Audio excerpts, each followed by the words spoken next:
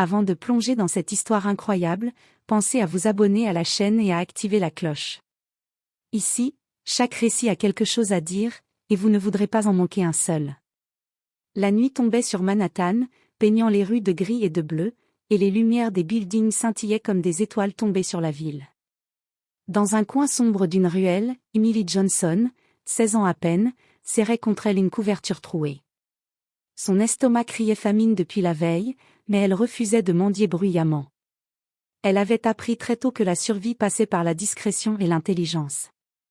Emily avait tout perdu, ses parents étaient morts dans un accident de voiture, et les services sociaux l'avaient ballottée de foyer en foyer, jusqu'à ce qu'elle décide de disparaître des radars. Chaque jour, elle parcourait des kilomètres, fouillant les poubelles, observant les passants, et espérant un geste de compassion, aussi rare qu'un rayon de soleil en hiver. De l'autre côté de la ville, Richard Allen, un millionnaire de 42 ans, siégeait dans un restaurant en terrasse. Sa fortune venait de la tech, mais son cœur, lui, était souvent solitaire. Ce soir-là, il savourait son dîner avec un certain ennui, regardant les gens passer, se demandant pourquoi malgré tout son succès, il se sentait invisible à ses propres yeux. Et c'est là que le destin frappa.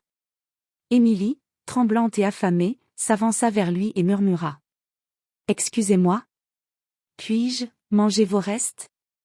À ce moment précis, le monde de Richard et celui d'Emily allaient se rencontrer, et rien ne serait plus jamais pareil. Une simple question, née de la faim et de la survie, allait changer le cours de deux vies, révélant que parfois, la richesse ne se mesure pas en dollars, mais en humanité et en courage. Le vent hivernal balayait les trottoirs de Manhattan, faisant frissonner quiconque osait affronter la nuit. Emily Johnson, emmitouflée dans sa vieille couverture trouée, avançait à pas précautionneux. Ses yeux scrutaient chaque visage, chaque mouvement dans la rue, car elle savait que la ville pouvait être cruelle pour ceux qui n'avaient rien. Après des heures de marche, son estomac criant famine, elle sentit l'odeur d'un repas chaud. Suivant instinctivement cette senteur alléchante, elle aperçut un petit food truck encore ouvert, et juste derrière, une table où un homme en costume dégustait un steak avec une attention méticuleuse. Richard Allen, les cheveux légèrement grisonnants, l'air sérieux mais fatigué, remarqua soudain le regard d'Emily posé sur son assiette. Il s'attendait à une demande de monnaie ou à un refus sec. Mais ce qu'il entendit fut différent. « Excusez-moi. Puis-je manger vos restes ?» Il la fixa, surpris par sa voix douce mais déterminée. Il y avait dans ses yeux une lucidité et une dignité qu'il n'avait jamais vues chez les personnes vivant dans la rue. Sans hésiter, Richard posa sa fourchette. « Assieds-toi. Mange avec moi. » Emily s'installa timidement, presque incrédule. Pour la première fois depuis longtemps, quelqu'un ne la voyait pas comme un poids, une nuisance, ou juste un sans-abri. Elle mangea lentement, savourant chaque bouchée, tandis que Richard l'observait avec un mélange de curiosité et de compassion. Au fil des minutes, ils commencèrent à parler. Emily raconta des bribes de sa vie, comment elle avait perdu ses parents et survécu seule dans la ville. Richard, lui, parla de son succès dans la tech, mais aussi de la solitude qui accompagnait sa richesse. Ce moment, simple et silencieux aux yeux de tous, c'est là le début d'un lien improbable. Emily n'était plus seulement une fille sans abri. Et Richard commençait à comprendre que parfois, les leçons les plus importantes viennent de ceux que l'on croit les plus faibles.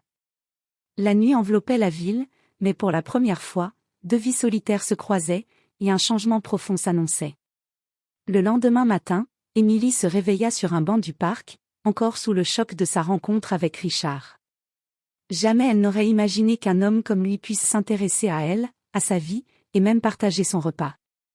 Pourtant, les images de la veille restaient gravées dans son esprit, son sourire sincère, sa voix douce et sa patience infinie. Richard, de son côté, ne pouvait chasser l'image de cette jeune fille de ses pensées. Il se rendit compte que malgré sa fortune, il n'avait jamais ressenti une connexion humaine aussi authentique. Il décida qu'il devait la revoir, non par charité, mais parce qu'elle avait éveillé en lui quelque chose qu'il avait perdu depuis longtemps, l'empathie et la vraie curiosité pour autrui. Quelques heures plus tard, il partit à sa recherche.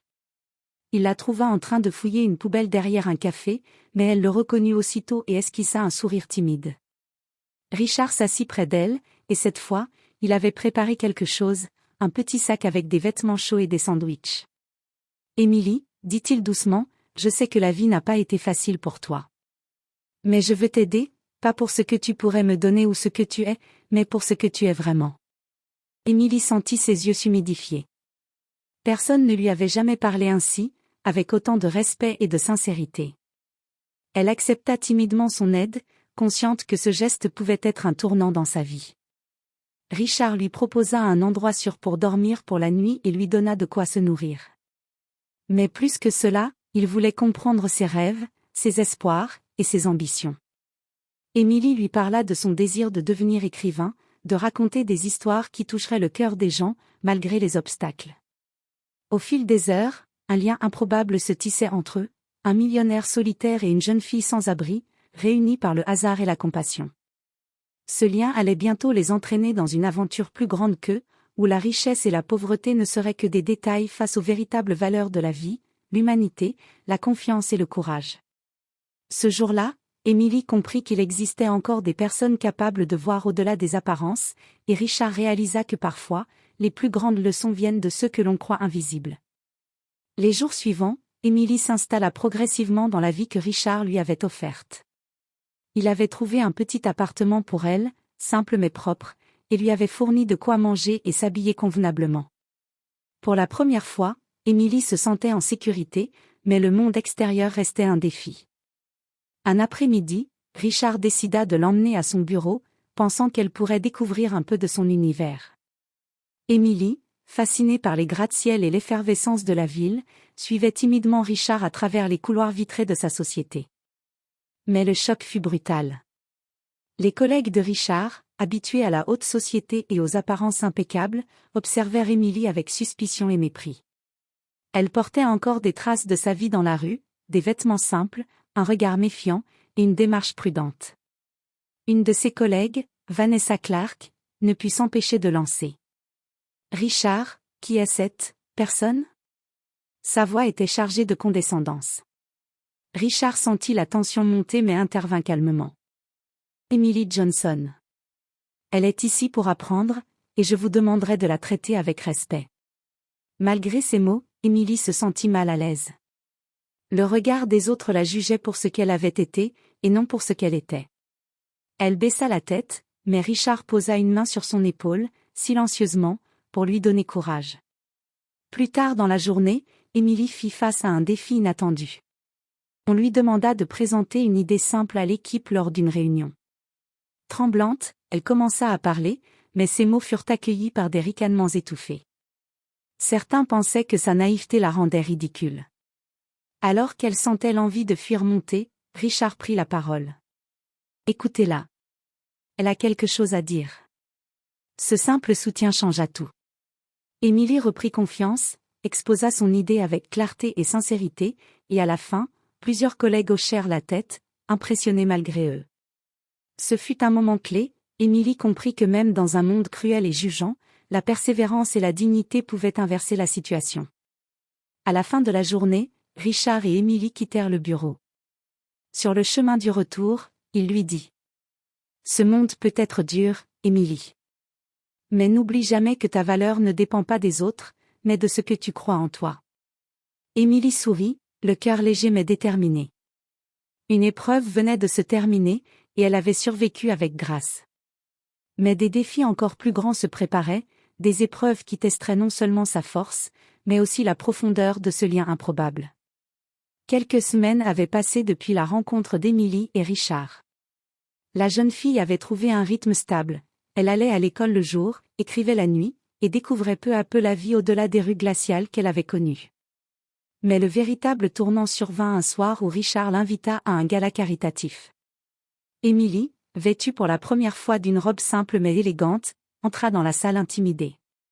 Les lustres étincelaient, les invités parlaient de fortune et de pouvoir, et elle se sentit une fois de plus hors de son monde. Mais Richard la guida, lui tenant la main avec assurance. Durant le dîner, un incident inattendu se produisit. Une femme influente, Madeleine Prescott, osa lancer un commentaire condescendant sur Émilie. « Ce n'est pas une vraie invitée, Richard, pourquoi l'avoir amenée ?» Mais cette fois, Émilie ne trembla pas. Elle prit une profonde inspiration et répondit calmement mais avec assurance. Je ne suis pas ici parce qu'on m'a invité pour ce que j'étais avant.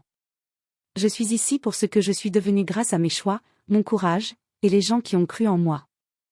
Un silence surprenant envahit la salle. Les invités, habitués à des discussions superficielles sur la richesse, furent frappés par la force tranquille de la jeune fille.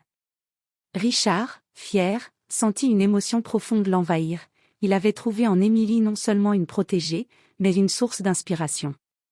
Quelques mois plus tard, Émilie publiait son premier recueil de nouvelles, racontant ses expériences de survie, mais aussi les petites bontés qui changent une vie. Le livre fut acclamé pour sa sincérité et son humanité. Richard, à ses côtés, était plus que jamais convaincu que la véritable richesse ne réside pas dans l'argent, mais dans la capacité de transformer la vie de quelqu'un par la confiance et la compassion. Un jour, en regardant Émilie signer son livre pour un jeune lecteur dans la librairie locale, Richard murmura. Parfois, un simple geste de générosité peut changer le destin d'une vie entière. Émilie sourit, les yeux brillants, et répondit. Et parfois, c'est ce geste qui change le vôtre aussi. Ainsi, la fille sans abri qui avait demandé à manger les restes d'un millionnaire était devenue un symbole vivant de courage et de résilience. Et pour Richard, la rencontre inattendue dans une ruelle glaciale avait bouleversé sa vision du monde, prouvant que la vraie fortune se mesure au cœur et à l'humanité, et non à l'or et aux billets.